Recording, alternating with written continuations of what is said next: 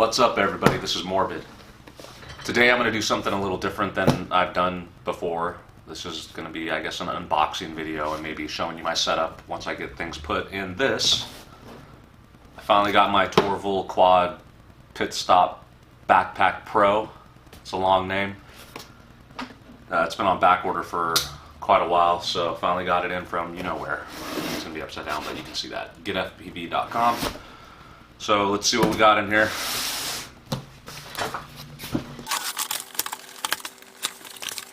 Alright. There it is. It's actually smaller than I thought it was going to be. It looks a lot bigger. So, you know, whenever they show models and stuff, they're usually not bigger people, I guess. They're smaller. So this doesn't look too big to me. I'm a bit on the bigger side. But yeah, there we go. It's all packaged up. Let's go ahead and rip this open. Just this way.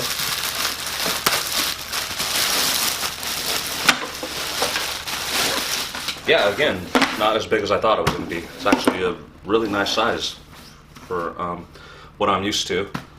What I normally would use is just a regular backpack. Let's grab it right here. This was my normal setup here, and I've been rocking it for a while. I don't know, a year and a half or whatever. So it's just a regular Adidas backpack, but this one has so much room in it. I was able to fit my transmitter, 2 sets of goggles, laptop in here, some other things I think I have. My little, you know, everyone has one of those guys, hopefully. I'd put some cameras and straps or whatever in there. Just throw a bunch of stuff in here, tools, whatever. And this was just a bunch of props and things like that. And then typically what I would do, depending on my day, I would just, you know, have my lipos on the side here. It'd be plenty. And I have Velcro here. I would just strap a quad there. If I wanted to, I would do 3 quads. I'd have 1 quad just hanging by an arm here on this Velcro, another quad here, and that was my setup for a good long while, and it looks like it's time to get more organized. Love this backpack though. You could fit a whole 12-pack of Corona in there, so it's a plus, right? Alright, so now we're back to this guy. So this is actually really nice. So I'm not going to get into this too much because I think it'd be better for me to actually start messing with this thing and getting it organized. Once I have things organized, we'll come back and I'll show you guys my setup, and then maybe we'll go over some other things because none of you people really know who I am. My name's Aaron. It's not really Morbid. While we're on that subject, reason why my FPV pilot name is Morbid is tied into video games. What are you doing? Got a cat down here. Long time ago, you know, playing online games and things like that, my username was always Morbid Murderer. Again, that was Morbid Murderer. And I picked that because that always was never used. I'm the only person that thought of it ever. And I always thought it was funny because it was always the exact amount of maximum digits you could use for a username. So, you know, once I started getting into this FPV stuff, I just took that with me. So, Morbid FPV was born. And side note too, I mean, it's to some people that may be a darker name or something like that, but another thing about me is I'm actually a musician. I play guitar, I do vocals for real serious, brutal, like death metal, crazy stuff.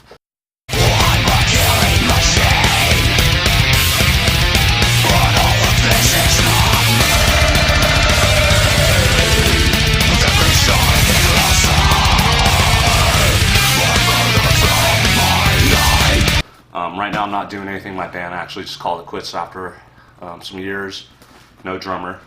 So there's some things about me you didn't know. So again, let me get this all situated here and we'll come back. Alright, we're back, everybody. As you can see, I have the Torvol backpack loaded to the brim. This thing is about to burst. I'm sure it'll be fine though with use. Everything's going to get stretched out and used to what I want inside this thing. So I have 3 quads strapped to the outside of it currently. These are the quads I typically would use. This is my freestyle quad. This is a racing quad I practice with because that's what I'm trying to get into. And what I consider my long-range quad. I'll get into these quads after they're cool, so stick around after this backpack thing. And yeah, you guys might as well check out the things I fly and what I like, because I really like my stuff. Let's get these off of here. So yeah, these straps are really nice. You could see on my old backpack that I showed previously, I was just using Velcro. That's it. Just Velcroing up my quads to anything I could on the backpack. So yeah, these stretch. There's another set down here. These are good. I basically just kept these loose, strap them around the quad, tighten them up, boom, you're good to go. It's got this pocket up here. I'm not really using it for anything right now. Supposedly you could put your shades or something in here, but this thing is so packed right now, I got no room. There's a reason for that, because I'm using the transmitter protector. I don't have any gimbal guards or anything right now, and I'm one of those paranoid guys that don't want to damage my transmitter. So before we get into the big old area here, you can see this back area. This just has my laptop in it, which I specifically bought for FPV stuff. This doesn't get used for anything. It's not a hardcore laptop. It was only, I think, $200 at the time, so it was really cheap, and this totally did the trick. It's not big, it's perfect. It's an HP Stream, I think, and it's only for tuning quads or doing stuff to quads. That's all it's used for. All right, let's move these guys out of the way here. Okay, let's go ahead and see what I have inside of the backpack. So first off, it kind of flips open like this.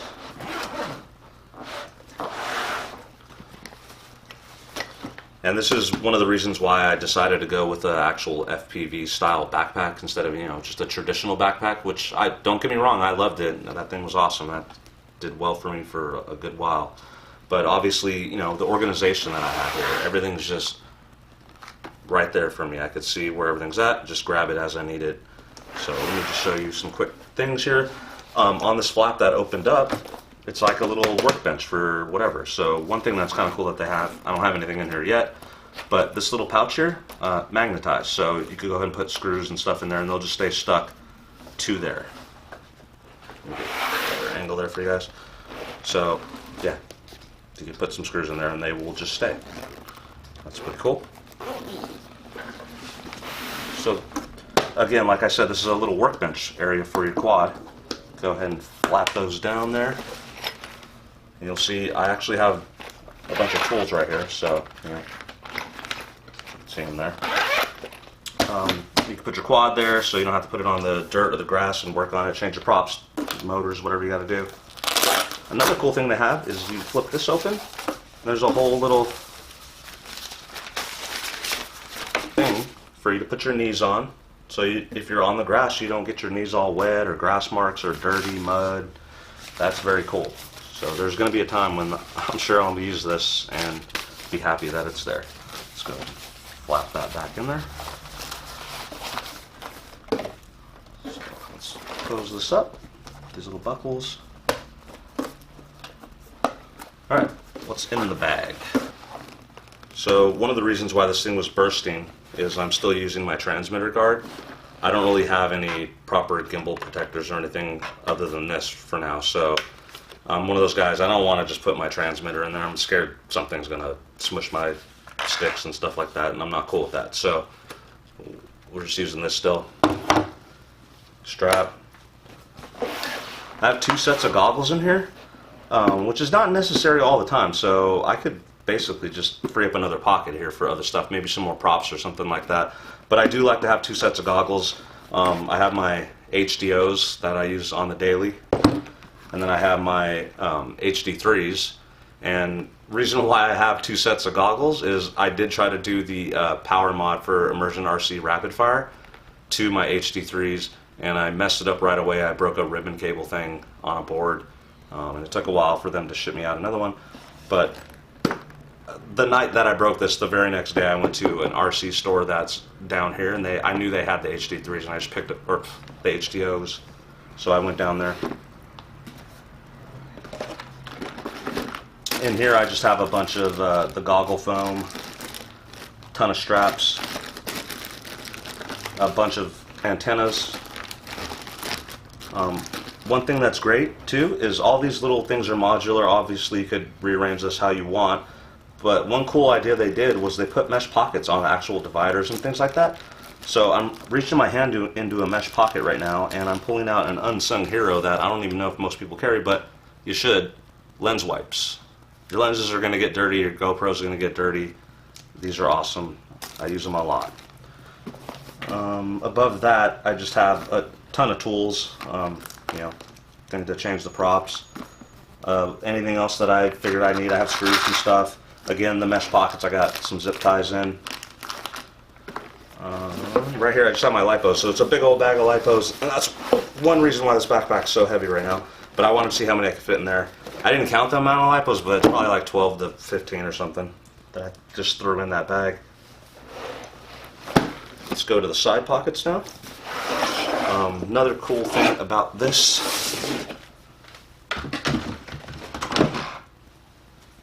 is the side pockets, kind of the way they open up. So I just have props in them for now. I have some props that I used on a racing quads, and then I have my freestyle props, which props to these props, they're Ethics S3 watermelon props. Thank you, Mr. Still, you're awesome, and these are the best freaking freestyle props that I've ever used, for sure. Huge difference right away. More stuff here is there's just little pockets. What do I have in here? It looks like I have the monitor watch there. I have some other adapters for antennas and things like that, and joystick things.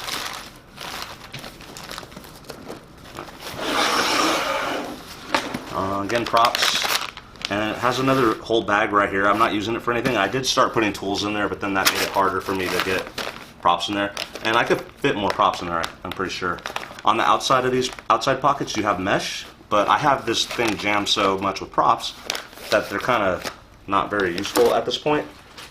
So that's pretty much it as far as what I have in there now. If you guys want to, please do, actually. Just hang out. I'll explain those 3 quads that I had strapped on the bag at the beginning of this. And I'll just, you know, those are the quads that I normally fly lately. And I figured, why not just know what I fly? And if you have questions, you could always ask me, because I will help as much as possible. So just hang out. Oh, just real quick, one thing I forgot to mention about the bag is it does come with a rain guard. So you can just put that over the whole bag. And I did notice they have zippers here. You know, like when you want to have a zipper on the side of some luggage to expand it, make it bigger. Because I have actually seen people put this rain guard over on top, even when they have a quad strapped here. So that's great. I'm sure that'll come in handy on my drone adventures. Didn't want to leave that out, sorry. Okay, so now I got my 3 quads laid out here. These are the ones that were strapped to the backpack. What I'm doing now is I'm just going to go, you know, through these quads and just explain what I'm flying to you guys now, because I'm not just using this video as a unboxing review type thing. I want to introduce more of me to you guys, and I want to show you what I'm flying currently. And these are what I currently fly depending on my mood. So let's go to the freestyle quad first. It's this guy here. It's an Astro X Johnny FPV frame. I've decided this is pretty much going to be my freestyle frame. I don't really see another reason to try another one right now. This is my only Flight 1 build.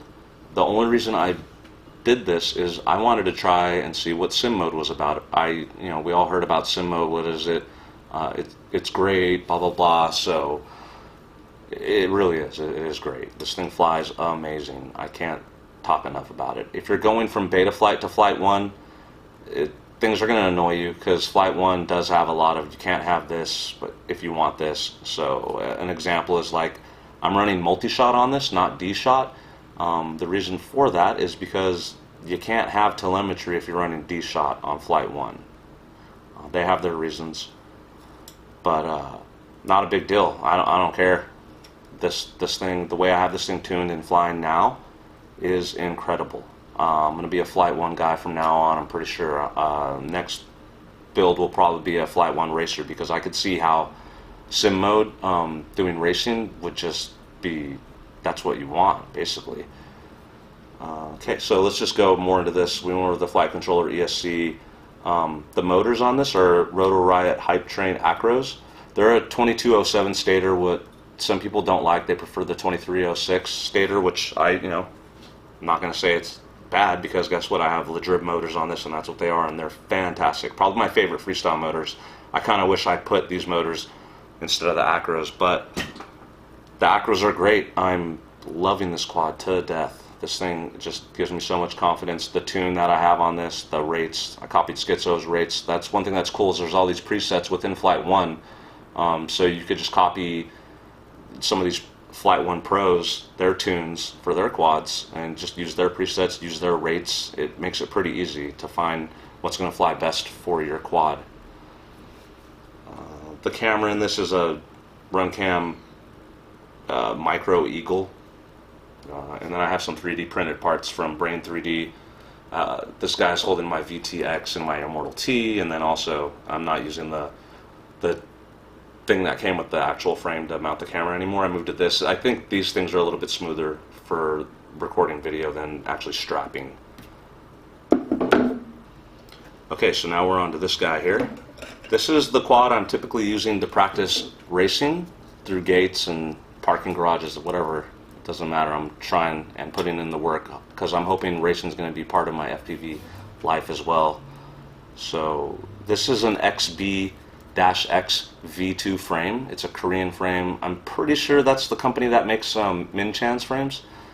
I bought a stockpile of these frames because the first time I built it, I loved it. I made another build of it, which is this guy, and I bought more frames. I think I have at least one other frame of this, so I think my next racer might even be this frame. It just depends.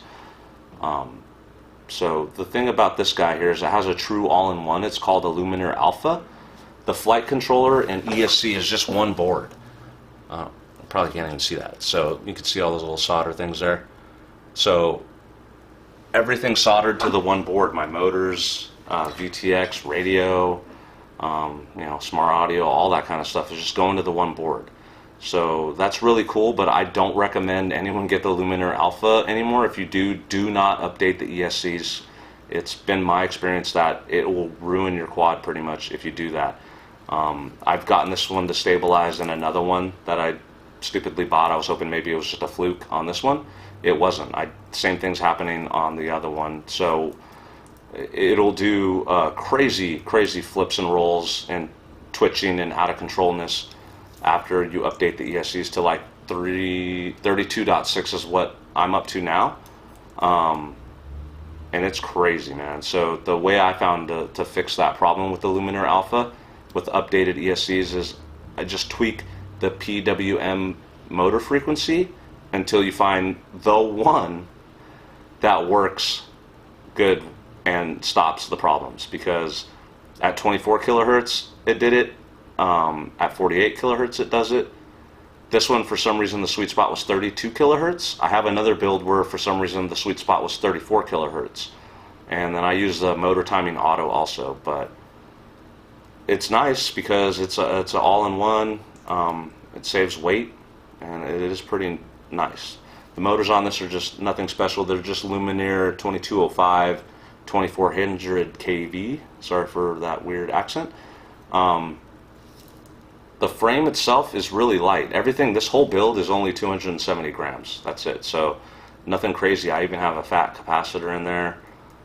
This doesn't need to be on there. I think that's even another 5 or 15 grams. I forget. But that's, if you wanted to mount a GoPro on there, you can, which I do sometimes, and that's why I like this frame. You want to get that HD footage, show your friends, hey, look at me racing, blah, blah, blah. Okay, so I think other stuff that's in there is just a TBS UNIFY Pro, and then the RX is it's a RXSR FR Sky. So this is what I use to practice racing, and this thing is tough for reals. That's why I highly recommend this frame, because you don't even know how many crashes this thing's been in, and I've only had to replace one arm so far. One's getting ready to go though, because I flew in a parking garage with racing gates, and if you crash, you're going to break stuff if you do that. It's going to happen. Okay, so now we're onto this guy here. This is my current and only 6S build that I have. I initially built this thinking I was going to, have a 6S racer, but this ended up turning into being a quad I use for a lot of long range stuff, and just I love this thing. This build ended up really, really nice. It's an X-Labs BRAP frame. The reason I went with the X-Labs BRAP frame a while ago, because I have another build of it, is this is what I've seen Jet use a lot. He doesn't use it too much. I don't know what he uses anymore for racing and stuff, but this is what I've seen him use a lot. He used the X-Labs BRAP and the X-Labs STEEs.